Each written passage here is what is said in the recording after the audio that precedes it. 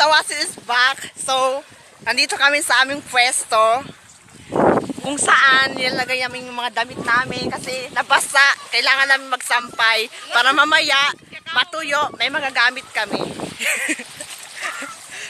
Ay, sorry. Say, katad. So, makikita niyo naman.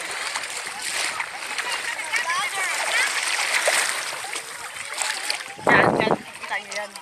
Diyan kami nagdibangkan. Parang swimming pool siya. So, may yung walang araw ngayon. So, Utoy! ay, katag, wait daw. Oh, take a bath sila. Enjoy. Oo ba? Curses again.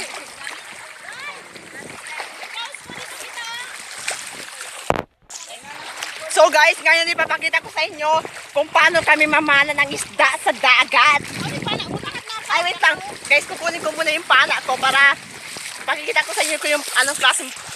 So, mamamana na kami. Yan yung outfit niya. Check! Yan! Pak! So, ito yung gagamitin naming pana. Ito yung ano ko, yung ano ba ito? Yung, basta ito na. Yan na siya. Yan yung gagamitin namin. So guys, ngayon, dyan ako mamamana. So try ko magpana ng isa kung makahuli ako ng isa.